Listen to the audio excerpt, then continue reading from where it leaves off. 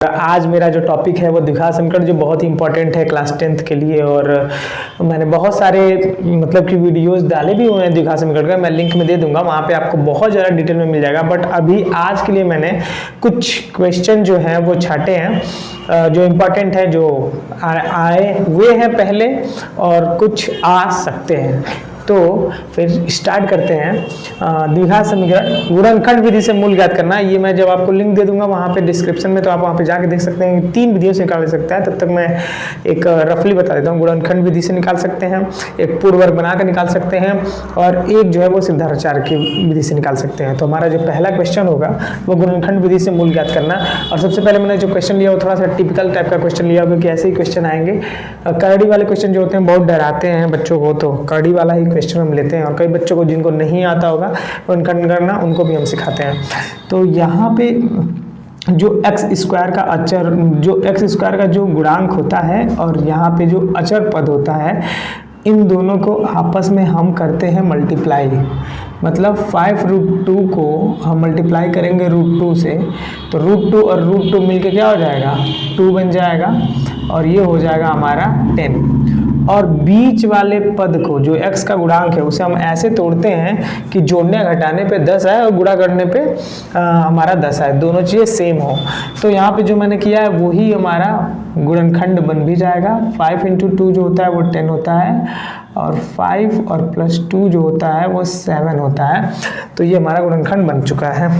तो अब हम क्या करेंगे, अब हम देखिए इसको करते हैं।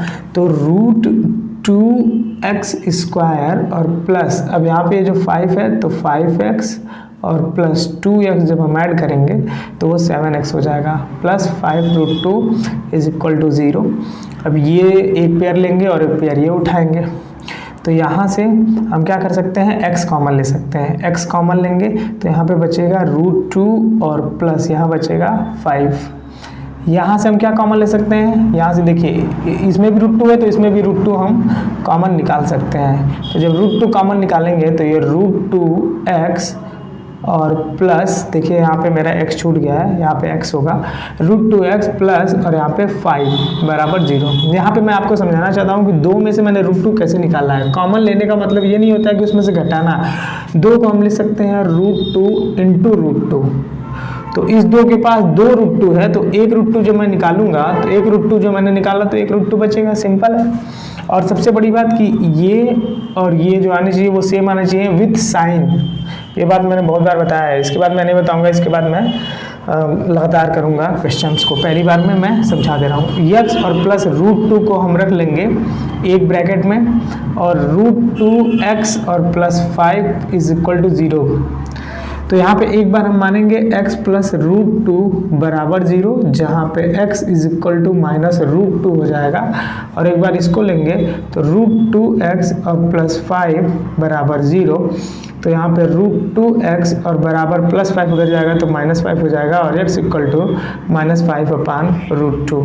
तो इसके जो 2 मूल आएंगे, एक आएगा -√2 और एक आएगा -5/√2। ऐसे क्वेश्चन जो हैं वो 2 नंबर में आ सकते हैं और आने के चांसेस हैं। तो हमने मूल निकाल लिया। ऐसे क्वेश्चन अगर आएंगे √2 वाले तो आप उसको आसानी से कर सकते हैं। आप धैर्य रखिए। अब देखिए आते हैं फिर अगले क्वेश्चन की तरफ। ये क्वेश्चन तो बहुत ही सुंदरता से किया है मैंने, आप स्क्रीनशॉट ले सकते हैं, आप बैठ के इसको सॉल्व कर सकते हैं। अब आते हैं साफ सुथरी विधि से आप करेंगे जब क्वेश्चन, तो आपको नंबर ऑटोमेटिक देना ही पड़ेगा एग्जामिनर को। अब आते हैं, एक अलग प्रकार का क्वेश्चन है। जब अपान में आ जाएगा तो हम क्या करेंगे, देखिए। तो जब किसी के नीचे कुछ नहीं होता है तो क्या करते हैं, अपान 1 मान लेते हैं। यहाँ भी अपान 1 मान लेंगे। सारा का एलसीएम क्या हो जाएगा, 8 हो जाएगा, है ना। तो 188, ये क्या हो जाएगा 16x² और -188 8x हो जाएगा, और प्लस 8 बन जाए 8, और 1 का 1 में मल्टीप्लाई करेंगे तो 0। ये हो जाएगा 60x² -8x और प्लस 1 और = 0, क्योंकि 8 जो है उधर जाएगा, 0 में मल्टीप्लाई हुआ तो 0 हो जाएगा। अब क्या करना है, यही वाला प्रोसेस फिर करना है। 16 करने 16 और 16 को ऐसे तोड़ें कि क्या बोलते हैं 8 आ जाए। तो यहाँ पे देखते हैं 16 एकन्ने 16। तो अब देखिए 4 गुणे 4 अगर करेंगे तो 16 आ जाएगा, और 4 में अगर 4 को ऐड करेंगे तो 8 आ जाएगा। यहाँ पे मुझे -8 लाना है, तो इसलिए मैं क्या करूँगा -4 और -4 करूँगा, तभी मेरा -8 आएगा। ये भी बहुत ज़्यादा इंपॉर्टेंट होता है देखना कि वो माइनस का है कि प्लस का है। तो 16x² और माइनस इसको लिख सकते हैं 4x और -4x और प्लस, मतलब कि इसी को तोड़ना होता है, तोड़ दिया बराबर 0। अब यहाँ से कॉमन क्या ले सकते हैं 4 और x भी कॉमन ले सकते हैं, तो यहाँ पे बच जाएगा 4x और यहाँ से टोटल कॉमन मिल गया तो 1 हो गया। और जहाँ से कुछ कॉमन नहीं मिलता वहाँ पे 1 कॉमन मिलता है। माइनस जब बाहर से कॉमन लेंगे तो अंदर क्या बचेगा 4x, और ये माइनस इस प्लस को क्या कर देगा माइनस कर देगा, और यहाँ पे 1 बचेगा = 0। ठीक है, इसको मैं मिटा देता हूँ। अब यहाँ पे देखिए, अब ये दो मैंने बताया था दोनों सेम होने चाहिए, तो 4x - 1 और यहाँ पे 4x - 1 = 0। तो दोनों सेम है, तो दोनों के वैल्यूज़ भी सेम आएंगे। तो 4x - 1 = 0, तो 4x और =1 उधर जाएगा तो प्लस का, और x = 1/4 हो जाएगा। दूसरा भी वही आएगा 1/4 और 1/4। तो अब बढ़ेंगे हम आगे सवाल की तरफ। इसी क्रम में अब दूसरे सवाल की तरफ बढ़ते हैं। ये भी बड़ा इंपॉर्टेंट सवाल है, मतलब कि एक मूल दे देगा और आपसे p k की वैल्यू पूछेगा, तो ये बड़ा ही अच्छा सा सवाल है। यदि द्विघात समीकरण x² + 2x - p = 0 का एक मूल दिया हुआ है तो p का मान ज्ञात करना है। एक मूल दिया है मतलब x की वैल्यू दे रखी है। मूल का मतलब क्या हुआ, x का मान होता है दो मूल होते हैं। द्विघात समीकरण के 2 मूल होते हैं। ये मैं लिंक में डिस्क्रिप्शन दे दूंगा, वहाँ पे मैंने द्विघात समीकरण को बड़े ही एक्सप्लेनेशन के साथ पढ़ाया है। जिसे नहीं आ रहा होगा वो जरूर जाके देखें, और आप पक्का उसको पसंद करेंगे, क्योंकि मैंने बहुत ही बेस लेवल से उसको बताया, बेसिक लेवल से, तो आप आई थिंक समझ जाओगे। तो यदि द्विघात समीकरण इतना है तो मूल इतना है, तो दिया हुआ द्विघात समीकरण x² और +2x और -p = 0। तो x की जगह पे हम -2 रख देते हैं, क्योंकि x की वैल्यू ही तो होती है मूल।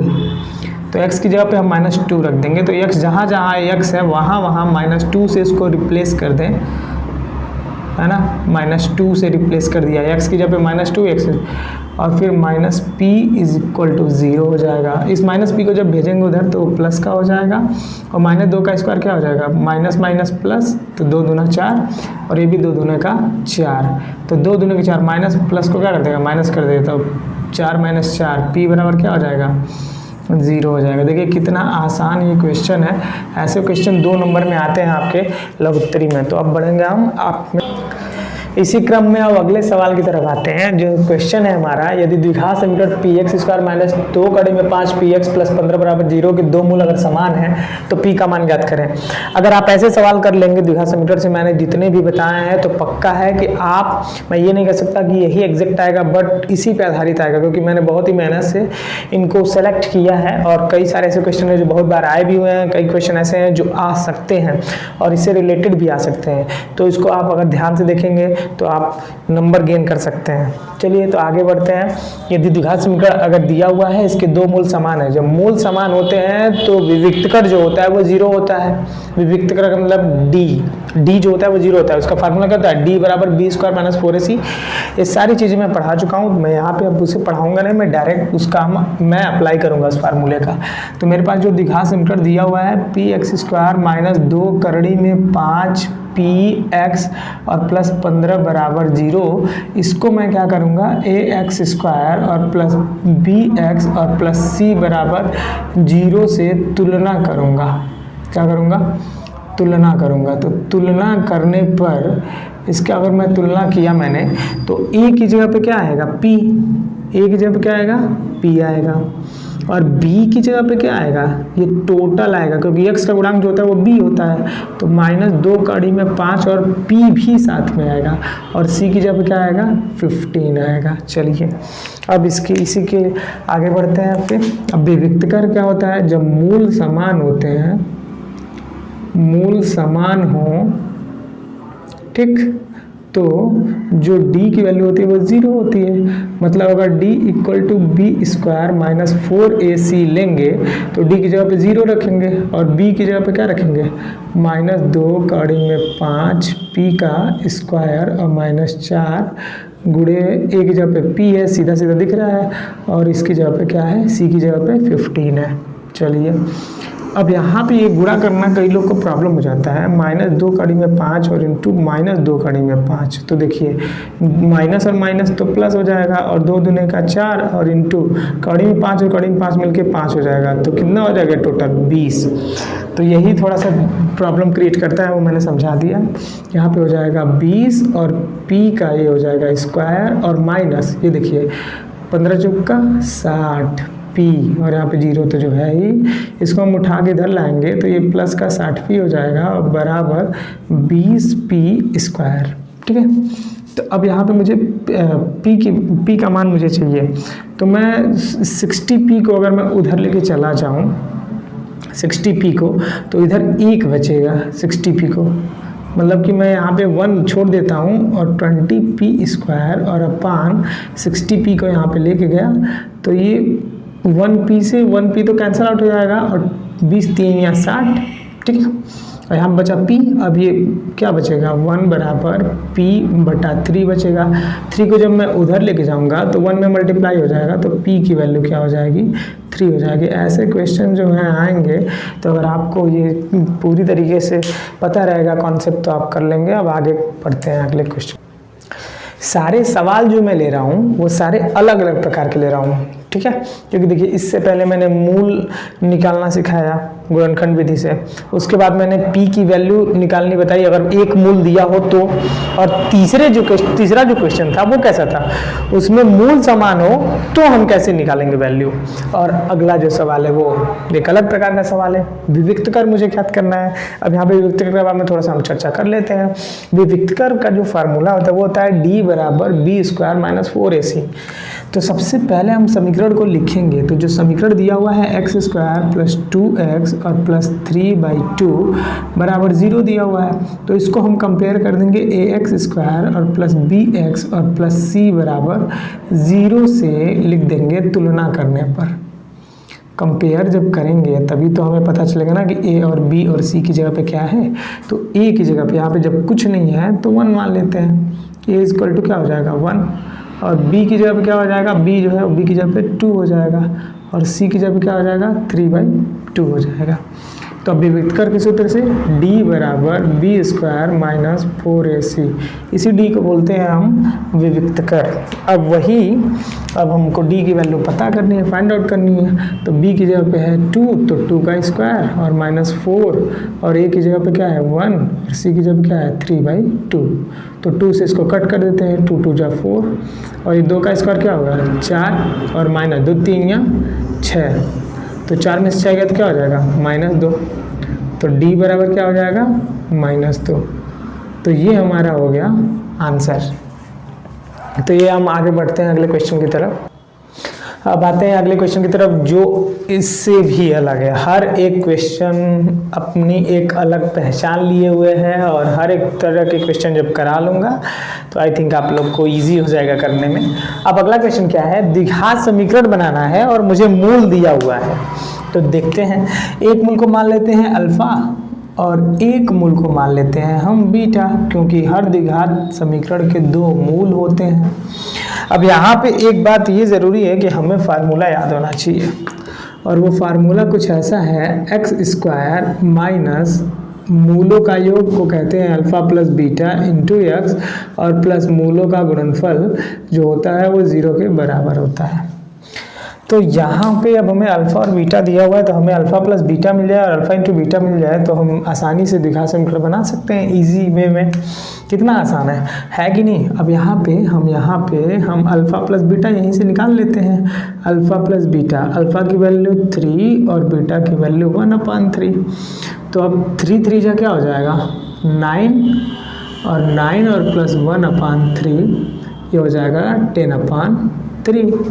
अब यहाँ पे हमें निकालना है अल्फ़ा इंटू बीटा, मतलब मूलों का गुणनफल निकालना है। अल्फ़ा की वैल्यू 3 और बीटा की वैल्यू 1/3। तो 3 से 3 मल्टीप्लाई जब करेंगे तो मतलब कट जाएगा, डिवाइड हो जाएगा, 1 हो जाएगा। हाँ, अब वही सारी वैल्यू ला के यहाँ पे पुट कर देते हैं और हमारा आंसर एग्जैक्ट मिल जाएगा। x² minus alpha plus beta की जो वैल्यू आई है वो 10/3 इंटू एक्स और प्लस अल्फ़ा इंटू बीटा की वैल्यू क्या है 1 है। 1 इज इक्वल टू 0। ऐसे तो छोड़ नहीं सकते। अब 3 जो है मल्टीप्लाई कर देंगे 3x²। क्यों मल्टीप्लाई कर देंगे? क्योंकि इसके नीचे 1 होगा, इसके नीचे 1 होगा, जब एलसीएम लेंगे तो 3 होगा। 1 3 जा 3, तो 3 का मल्टीप्लाई कर देंगे और यहाँ पे 3 1 बार में जाएगा, प्लस अब 3 का इधर भी मल्टीप्लाई कर देंगे और पूरे का अपान 3 इज इक्वल टू 0 हो जाएगा। तो 3x² माइनस 10x और प्लस 3 बराबर 0, क्योंकि ये 3 जब उधर जाएगा तो 0 हो जाएगा। तो इसका मतलब कि ये जो मेरा है वो हमारा एग्जैक्ट आंसर मिल गया। 3x² माइनस 7x प्लस 3 बराबर 0। ये हमारा हो गया द्विघात समीकरण। तो हम अब बढ़ेंगे आगे वाले क्वेश्चन की तरफ। अब आते हैं एक अगले क्वेश्चन की तरफ। ये उससे भी अलग है। तो मैंने जितने भी क्वेश्चन उठाए हैं वो सारे अलग प्रकार के उठाए हैं। मैं आपका टाइम वेस्ट नहीं करना चाहता हूँ और मैं जानता हूँ कि थोड़ा सा आपको लेंथी लग रहा होगा, बट हर एक प्रकार के क्वेश्चन है। ये मैं गारंटी देता हूँ कि अगर आप लोग सारे वीडियो को देख जाओगे तो पक्का है कि आप द्विघात समीकरण का क्वेश्चन नहीं छोड़ोगे, ये मेरी गारंटी है। अब आगे आते हैं। देखिए, अल्फ़ा बीटा अगर समीकरण के मूल होंगे तो इसकी वैल्यू हमें पता करनी है। थोड़ा सा टिपिकल है बट कर लेंगे। यहाँ पे पहले समीकरण को लिख लेंगे। 2x² माइनस 3x प्लस 5 बराबर 0। तो अब यहाँ पे हम इसका क्या करेंगे, ax² plus bx plus c बराबर 0 से क्या करेंगे, हम तुलना कर देंगे, इसको कंपेयर कर देंगे, है ना। चलिए, तो a का कंपेयर जब करेंगे इससे तो 2 मिलेगा, b का कंपेयर करेंगे तो -3 मिलेगा, c का कंपेयर करेंगे तो 5 मिलेगा। मुझे फाइंड आउट क्या करना है, अल्फ़ा² बीटा प्लस बीटा² अल्फ़ा। तो इसको कुछ ऐसे रूप में बना लें जिससे हमको थोड़ा सा आइडिया हो जाए। यहाँ तक तो आइडिया नहीं हो रहा कि क्या करना है, क्या कैसे करना है, बट अगर हम चाहें तो अल्फ़ा कॉमन निकाल लेंगे दोनों तरफ से, है कि नहीं। अल्फ़ा जब कॉमन निकाल लेंगे तो अंदर क्या बचेगा, अल्फ़ा इंटू बीटा और प्लस यहाँ क्या बच जाएगा हमारा, बीटा² बच जाएगा, है कि नहीं। अल्फ़ा² बीटा और प्लस बीटा² अल्फ़ा बन जाएगा। इससे काम बनेगा कि नहीं बनेगा, पहले आगे देखते हैं। पहले हम अल्फ़ा इंटू बीटा निकाल लेते हैं और अल्फ़ा प्लस बीटा मतलब कि मूलों का योग निकाल लेते हैं और मूलों का गुणनफल निकाल लेते हैं सबसे पहले। तो यहाँ पे हम निकालेंगे अल्फ़ा और प्लस बीटा। तो मूलों का जो योग होता है वो -b/a होता है, -b/a होता है। और b की जब क्या है -3 है तो माइनस पहले से ही माइनस, ये क्या हो जाएगा 3 और a की वैल्यू क्या हो जाएगी 2। तो अल्फ़ा प्लस बीटा तो मैंने यहाँ से फाइंड आउट कर लिया कि मेरा अल्फ़ा और बीटा निकल गया है। तो इसको मैं अभी कुछ देर के बाद में जब लिखूँगा तो बताऊँगा, ठीक है। अभी तो अब यहाँ पे पहले हम अल्फ़ा इंटू बीटा निकाल लेते हैं। अल्फ़ा इंटू बीटा क्या होता है, c/a होता है। तो c की जगह पे क्या है 5 है और a की जगह पे क्या है 2 है, ठीक। तो मेरा ये मूलों का गुणनफल निकाल लिया और मूलों का योग निकाल लिया, ठीक है। अब वहाँ पे देखिए अल्फ़ा² बीटा प्लस बीटा² अल्फ़ा दिया हुआ है, तो हम अल्फ़ा बीटा को ही कॉमन ले लेते हैं। देखिए अब यहाँ पे दिमाग मैंने क्या लगाया, अल्फ़ा² बीटा और प्लस बीटा² अल्फ़ा में मैं अल्फ़ा बीटा दोनों में से कॉमन निकाल लेता हूँ। पिछली बार अल्फ़ा निकाला था तो वो मुझे नहीं लग रहा था सही है, अल्फ़ा बीटा कॉमन निकाल लेते हैं। जब अल्फ़ा बीटा कॉमन निकालेंगे तो यहाँ पे बचेगा अल्फ़ा और यहाँ से अल्फ़ा बीटा निकालेंगे तो यहाँ पे बचेगा बीटा। इजीली वे में हो जाएगा। अल्फ़ा इंटू बीटा निकाल के रखा है मैंने। मूलों का गुणनफल क्या होता है 5/2 और इंटू अल्फ़ा प्लस बीटा की वैल्यू मैंने निकाल के रखी है 3/2।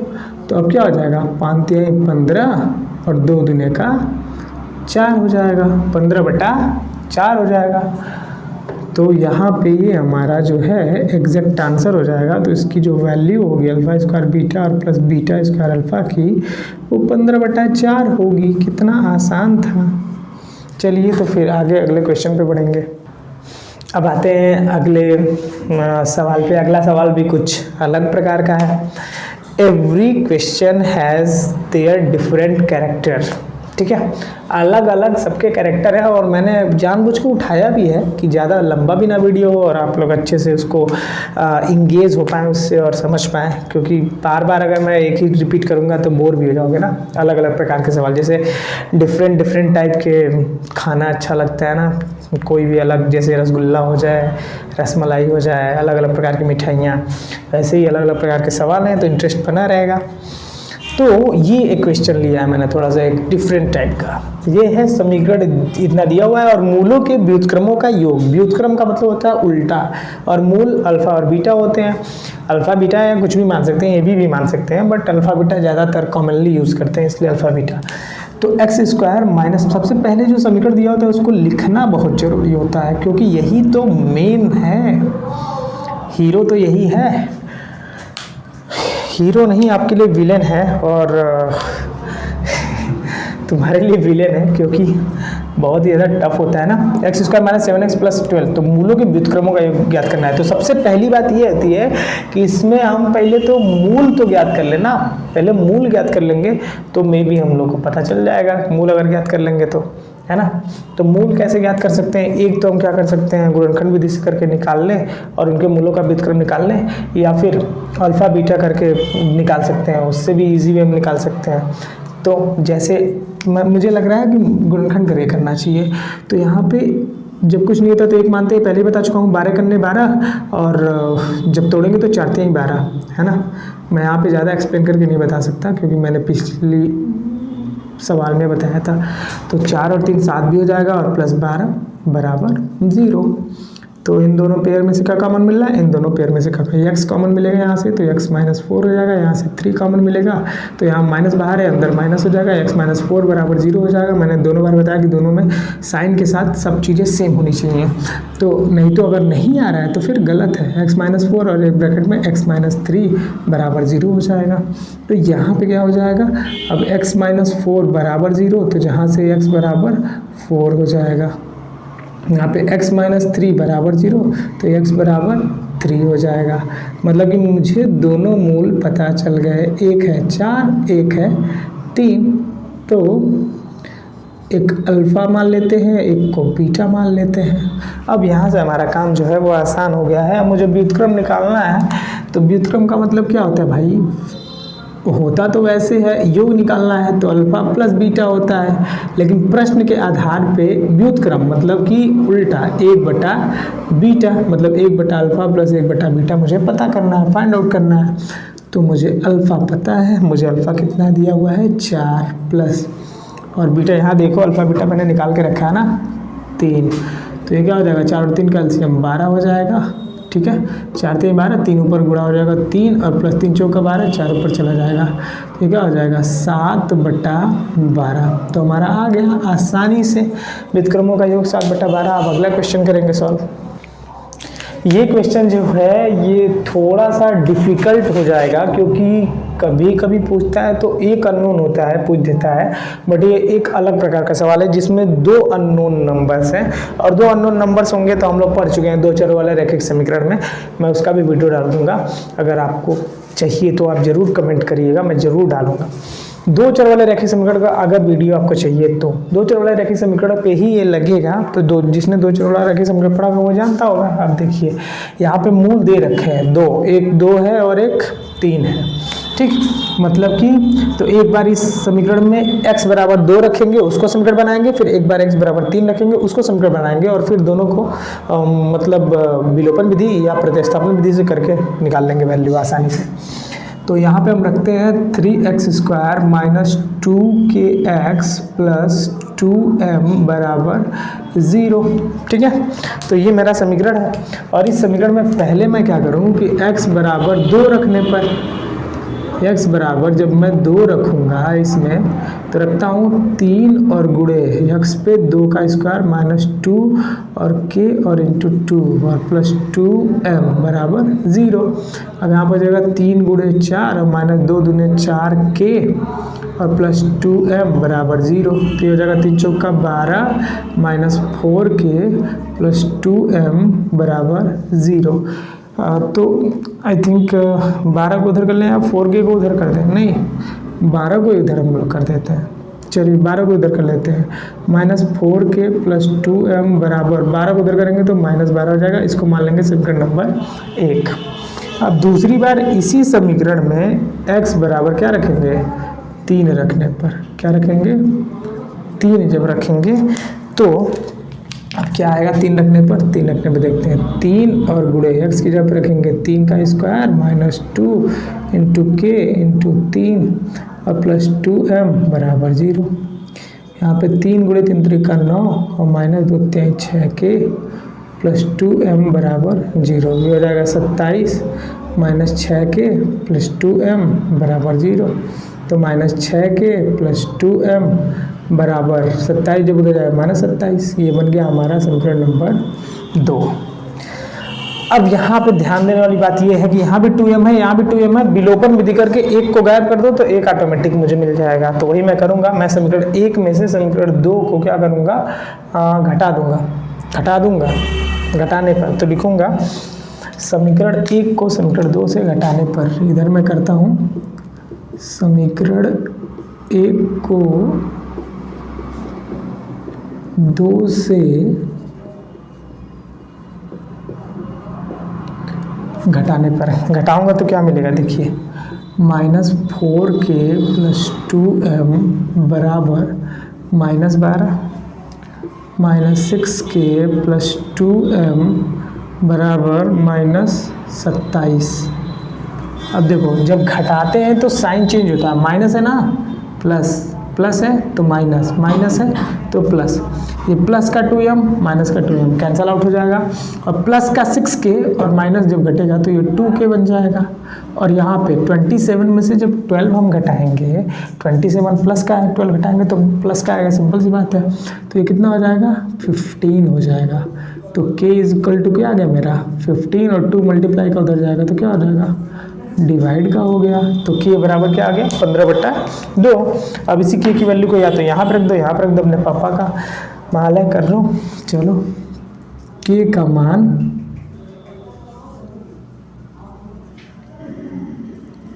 समीकरण 1 में रखने पर, अपनी मर्जी है, जिसमें चाहो उसमें रख सकते हो, दोनों में वैल्यू सेम आएगी, करके आप ट्राई कर लेना। -4 और इंटू के की जगह पे जो आया है मेरा 15/2 प्लस 2m और बराबर -12।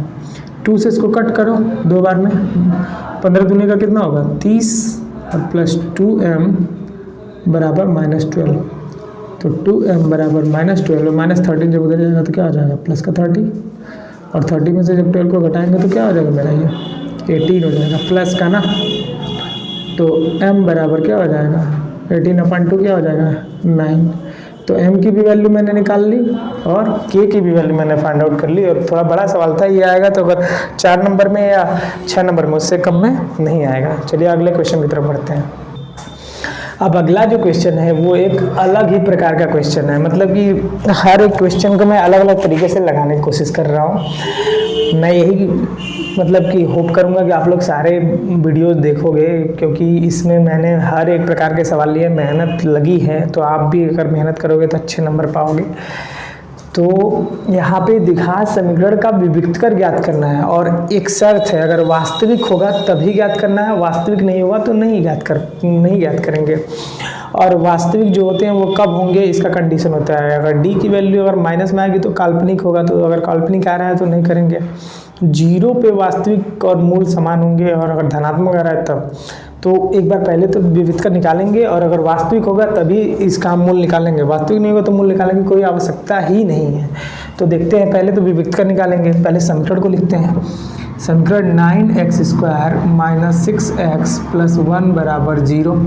यहाँ से ax² से मैं बार बार नहीं लिखूंगा, आप लोग लिख लोगे। ax² से कंपेयर जब मैं करूँगा ax² plus bx plus c से, तो a बराबर 9 हो जाएगा और b बराबर जो है -6 हो जाएगा और c बराबर 1 हो जाएगा।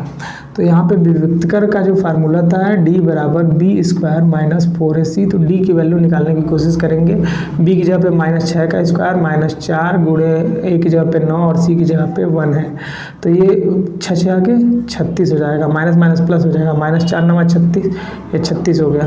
तो यहाँ पे d की वैल्यू क्या आ गई 0। इसका मतलब जो वैल्यू है वो क्या है, वास्तविक है।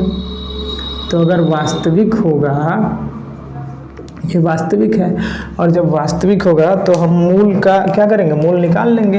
अब मूल निकालने का क्या फार्मूला होता है, x बराबर -b प्लस माइनस रूट में बी स्क्वायर माइनस 4ac/2 है, इससे निकाल लें आसानी से। एक बार इसका भी तो यूज बता दें। तो ये कौन सा सूत्र है, यहाँ पे लिख दूंगा, श्रीधराचार्य सूत्र। श्रीधराचार्य सूत्र से, श्रीधराचार्य सूत्र से।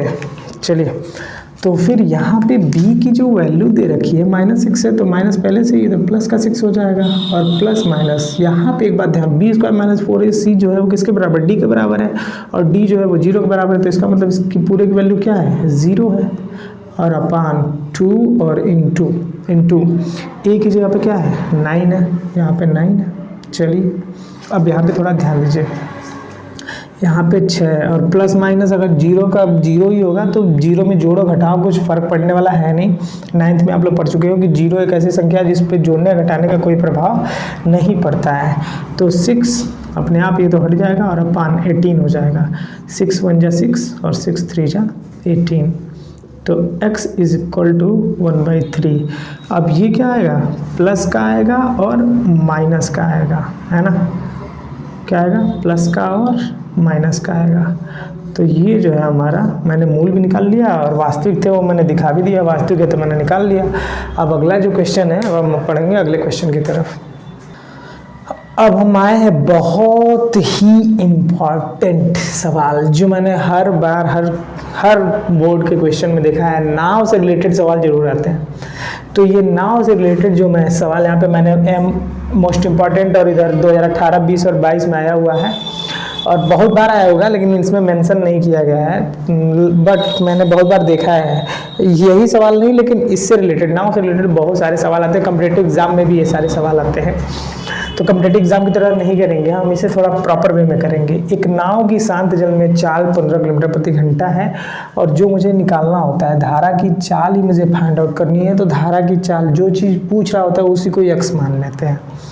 तो क्या पूछ रहा है, धारा की चाल, तो धारा की चाल को x मान लेंगे। यहाँ पे लिखेंगे माना धारा की चाल बराबर x किलोमीटर प्रति घंटा। हो गया। अब इसकी नाव की शांत जल में चाल, ना धारा के विपरीत जा रहा है, ना धारा के अगेंस्ट जा रहा है, ना धारा के साथ जा रहा है। शांत जल जहाँ पे है, धारा बह रही है, वहाँ पे जो नाव की चाल है वो दे रखी है हमें। तो नाव की चाल जो है वो दे रखी है 15 किलोमीटर प्रति घंटा। इसे धारा के विपरीत दिशा में 30 किलोमीटर जाने में तथा फिर आने में का मतलब धारा की दिशा में आने में, पहले वाले स्थान पर लौटने में कुल समय 4.5 घंटा लग जाता है। जाने और आने में कितना ट्रैवल करता है, 30 किलोमीटर। तो तय की गई दूरी, तो नाव द्वारा तय की गई दूरी, नाव द्वारा तय की गई दूरी बराबर 30 किलोमीटर। चलो भैया, ये भी हो गया।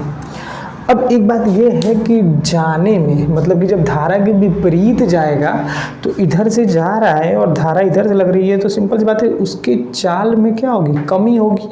और धारा की दिशा में जाएगा तो प्लस होगा, मतलब बढ़ेगा। सिंपल है। तो यहाँ पे लिखेंगे नाव की धारा के विपरीत चाल, धारा के विपरीत चाल बराबर, अब 15 तो इसकी खुद की है, और जो x है, ठीक है, ये जो x है वो क्या हो जाएगा, मतलब कि x घट जाएगा, 15 में से x घट जाएगा, 15 माइनस x हो जाएगा, ये किलोमीटर प्रति घंटा हो जाएगा। ठीक है, तो ये 15 माइनस एक्स किलोमीटर प्रति घंटा। अब अगर नाव की जो धारा की दिशा में चलेगी, विपरीत चल रही थी, तो अब धारा की दिशा में जब चलेगी, दिशा में जो चाल होगा वो होगा 15 और जुड़ जाएगा प्लस एक्स किलोमीटर प्रति घंटा। क्लियर है? अब आगे देखते हैं। अब यहाँ पे प्रश्नानुसार, तो प्रश्नानुसार जो है, प्रश्नानुसार क्या बन जाएगा हमारा कि अब कह रहा है कि जाने और आने में जो लगा हुआ समय वो कितना है, 4 घंटे 30 मिनट। तो प्रश्नानुसार समीकरण बनेगा यहाँ पे। अब हम पहले समय निकाल लेते हैं। तो जाने में लगा समय, जाने में लगा समय बराबर क्या हो जाएगा हमारा, चाल बराबर दूरी बटा समय होता है।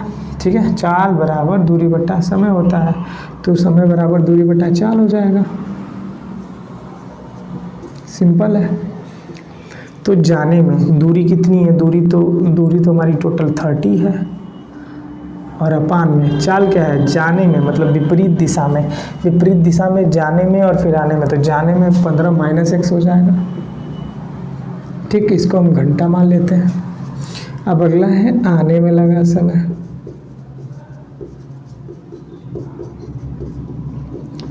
तो दूरी उतनी ही रहेगी 30 और बटा जो चाल है वो 15 प्लस एक्स हो जाएगा घंटा। क्लियर है ना? प्रश्नानुसार। अब प्रश्नानुसार इन दोनों को जोड़ने पे कितना आना चाहिए, 30 अपान 15 माइनस एक्स और प्लस 30 अपान 15 प्लस एक्स जो होगा वो बराबर होगा कितने के बराबर होगा, कहा गया है 4 घंटे 30 मिनट के बराबर होगा। अब 4 घंटे 30 मिनट जो है उसको हम कितना लिख सकते हैं, अगर हम घंटे में बदलें तो 4 घंटे 30 मिनट है, तो 4 घंटे 30 मिनट। अब यहाँ पे मैं समझाना चाहता हूँ, 30 मिनट को मैं लिख सकता हूँ 1/2 आवर, 4 आवर 1/2। ठीक है, अब ये पूरा आवर में बदल गया, तो इसे मैं लिख दूंगा 4 1/2 आवर। अब यहाँ पे एक बार देख लेते हैं, 15 माइनस एक्स और 15 प्लस एक्स, तो ये जो होगा वो 15 का स्क्वायर और माइनस एक्स का स्क्वायर और बटा, क्योंकि a माइनस बी एक ब्रैकेट में प्लस बी, तो 15 माइनस एक्स कट जाएगा, 15 प्लस एक्स ऊपर चला जाएगा, तो 15 प्लस एक्स का गुणा जो है वो 30 में कर देंगे, और प्लस 15 प्लस एक्स से 15 माइनस एक्स, यहाँ पे समझ में नहीं आएगा, यहाँ पे 15 माइनस एक्स जब एलसीएम लेंगे तो एक ब्रैकेट में 15 माइनस एक्स और एक ब्रैकेट में 15 प्लस एक्स। अब यहाँ पे 15 प्लस एक्स से 15 माइनस एक्स ऊपर चला जाएगा, 30 15 और माइनस एक्स हो जाएगा। अब मल्टीप्लाई कर देते हैं, 15 तियाँ 450 और प्लस 30 में एक्स का गुणा करेंगे 30 एक्स, और प्लस 30 में 15 का गुणा करेंगे 450, और फिर माइनस 30 में एक्स का गुणा करेंगे तो 30 एक्स, और नीचे क्या हो जाएगा a minus b plus b, 15 का स्क्वायर और माइनस एक्स का स्क्वायर, और ये 4 दूना 8 1 9/2 घंटे हो जाएगा। थोड़ा लंबा सवाल जा रहा है, बट समझने की आप लोग कोशिश करिए तो समझ में आएगा। अब मैं इधर की तरफ थोड़ा करता हूँ, ठीक है, इधर की तरफ, तो माइनस 30x से प्लस 30x तो कैंसिल आउट हो जाएगा, और 450 और 450 मिल के क्या हो जाएगा, 900 हो जाएगा, और बटा 15 का स्क्वायर 225 और माइनस एक्स स्क्वायर बराबर 9/2 हो जाएगा। ठीक है, तो इसको उधर भेज देते हैं और 2 को उधर भेज देते हैं, 225 माइनस एक्स स्क्वायर। अब देखिए 2 को जब उधर भेजेंगे तो 900 × 2 हो जाएगा, और बटा ये 9 जो है इसके नीचे हो जाएगा बराबर 225 और माइनस एक्स स्क्वायर हो गया। ये इधर चला गया, इसको इधर भेज दिया और इसको इसके नीचे भेज दिया। 9 से जब कट करेंगे तो ये 100 हो जाएगा। सिंपल है। और ये क्या हो जाएगा, 100 दूने का 200 बराबर 225 और minus x square. X square को उधर उठा के पटको, उसको उधर उठा के पटको, तो एक्स स्क्वायर जब इधर आएगा तो प्लस का, और 200 जब उधर जाएगा तो माइनस का 200 हो जाएगा। तो 225 में से घटेगा तो क्या हो जाएगा, 25। अब यहाँ पे जो 25 होगा वो कड़ी में, तो एक्स बराबर क्या आ जाएगा, ±5। अब ये एक्स क्या है, चाल है, तो 5 किलोमीटर प्रति घंटा जो है वो उस धारा की चाल होगी। ये मैंने बहुत ही लंबा गया लेकिन मैंने बहुत ही बेहतर तरीके से समझाया है, और अगर आपको नहीं समझ में आए तो एक बार फिर ट्राई करके आप लोग फिर एक बार प्ले करके आप लोग देख लोगे।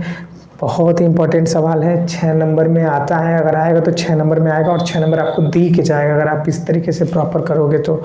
और इसी फिर मिलेंगे हम आपको अगले वीडियो के साथ त्रिकोणमिति के, क्योंकि त्रिकोणमिति अब मेरा टारगेट त्रिकोणमिति का मैं वीडियो बनाऊंगा। और भी आपको जब भी वीडियो बनाना तो आप ज़रूर कमेंट करें, और तब तक के लिए जय हिंद।